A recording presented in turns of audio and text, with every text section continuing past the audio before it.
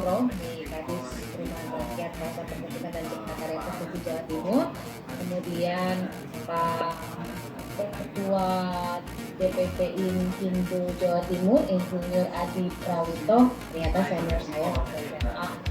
Kemudian Prof. Joni Hermana, ini rektor saya juga tahun 2015-2019, yang juga merupakan Ketua IATI Jawa Timur, dan tentunya para narasumber. Assalamualaikum warahmatullahi wabarakatuh. Selamat pagi, salam sejahtera bagi kita semua. Om Swastiastu, Namo Buddhaya, salam kebajikan. Terima kasih saya diberikan kesempatan untuk jadi moderator, karena ini adalah penataan pemukiman perkotaan pasca COVID-19 hijau dari aspek penataan wilayah dan lingkungan hidup. Ketika kita bicara mengenai COVID, barang ini barang baru yang kita sendiri tidak pernah memprediksi. Tiba-tiba dia datang dan tiba-tiba dia membuat banyak meninggal dunia.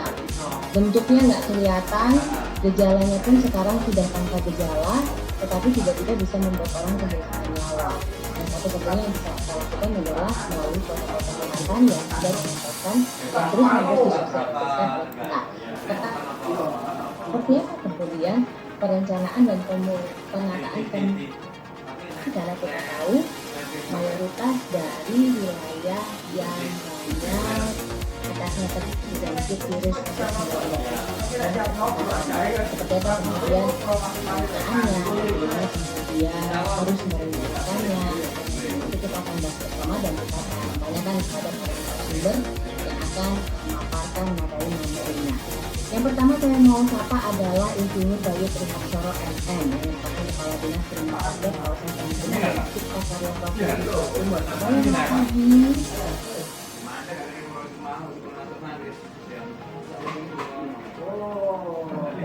Halo, selamat pagi Mbak Tridita Manohara ya, kita panggil Mbak aja ya. Orang Surabaya. Baik, Assalamualaikum warahmatullahi wabarakatuh.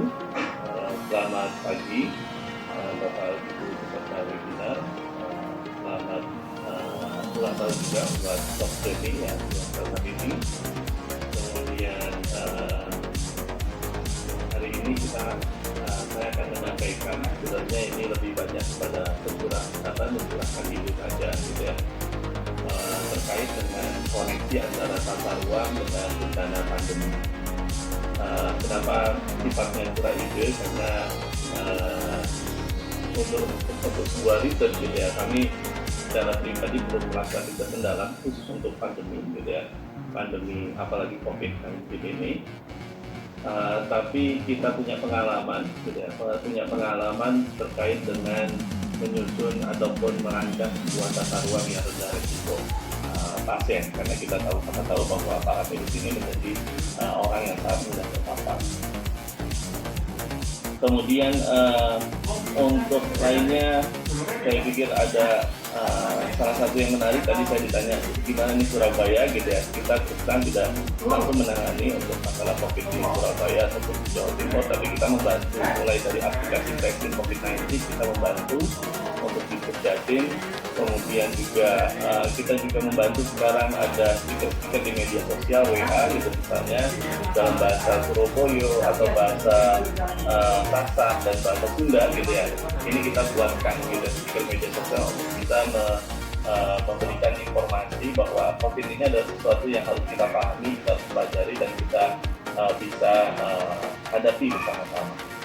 Ya, jangan panjang-panjang mas iklannya.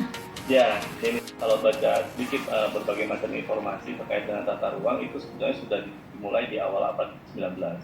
Waktu itu masalahnya overcrowding di dalam satu space tertentu, kemudian kekurangan sanitasi dan juga polusi industri.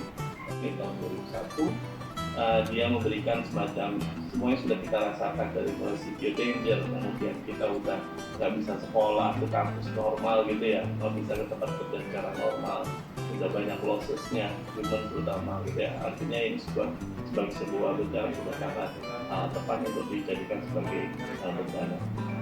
Dalam konteks bencana kita harus memahami ada 3 kata kunci, yaitu vulnerability, hazard, dan disaster. Bencana tidak bisa hanya muncul bahayanya saja, tapi tidak ada kerentanan ataupun capacity. Ini kadang-kadang capacity dan kerentanan itu bukan satu, tapi juga kalau ada kerentanan tidak ada bahaya, juga tidak akan terjadi disaster.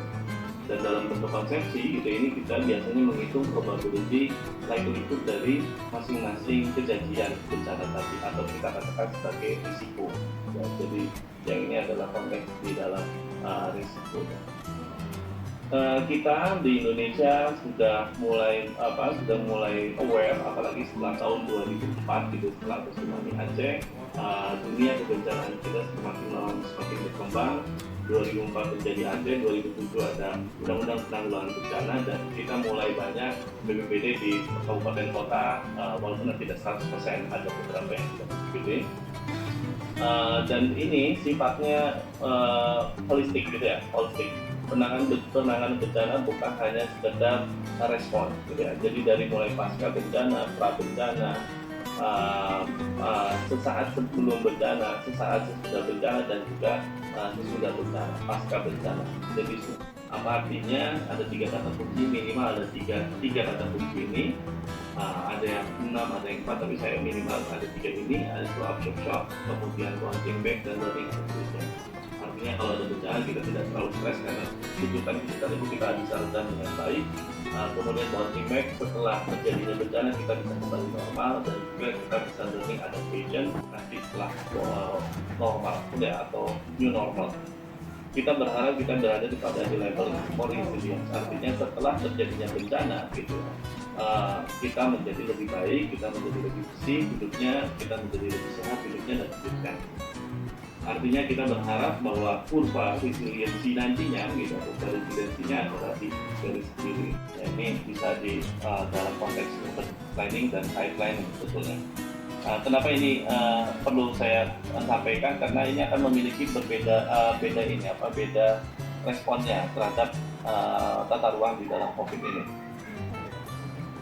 Kemudian kalau kita lihat dari bagaimana integrasi bencana dalam tata ruang kita di dalam dari sisi legal standing, sangat parsial gitu ya. Jadi untuk bencana-bencana tertentu kita sudah mulai menemukan beberapa pedoman gitu ya, yang sifatnya bisa diintegrasikan kepada rencana-rencana tata ruang.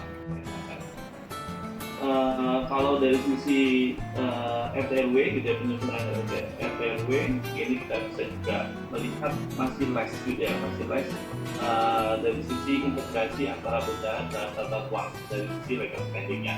Kita lihat di level data analisis sangat kuat gitu ya, bahwa disaster risk reduction ini menjadi satu bagian tertentu khusus.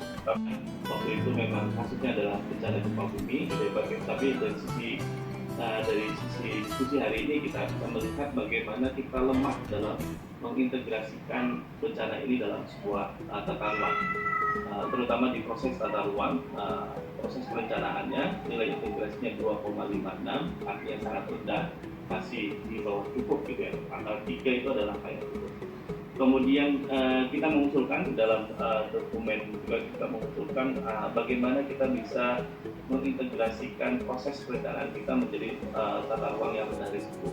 Ini tidak hanya sekedar pada konteks tadi di awal legal standing saja di level analisis data, tapi juga dimulai diintegrasikan dari tahap awal.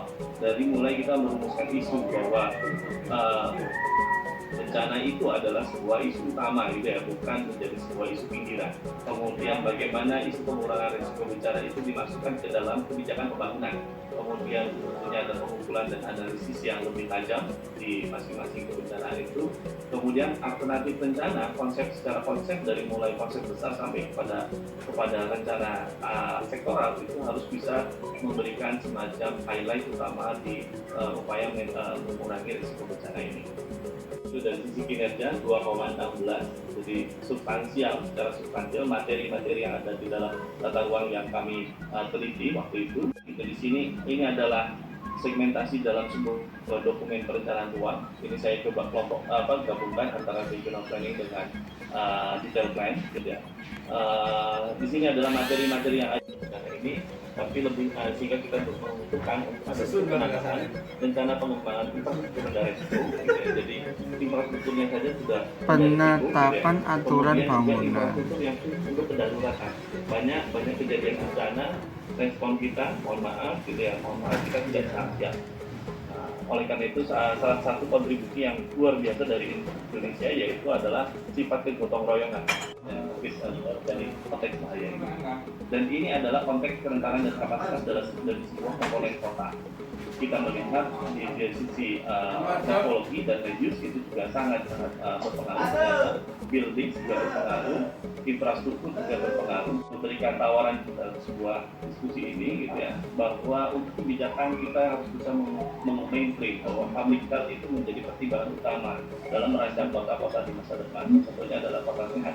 Secara infrastruktur kedaulatan harus bisa bersifat general. Dan di IP juga bisa membantu kami di tata ruang bagaimana kita mulai merethinking gitu ya, bagaimana standar ruang personal, kemudian rethinking juga standar sanitasi lingkungan. Ini juga menjadi bagian yang penting karena ini akan menjadi input bagi kita untuk membuat regulasi bangunan secara detail KDB, KTKGB.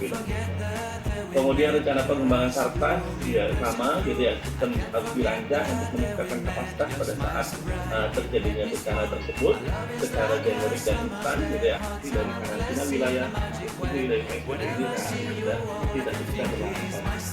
Saya pikir pemanfaatan dan pengendalian ini bisa membantu juga dalam konteks menguatkan implementasi dari politik bersama.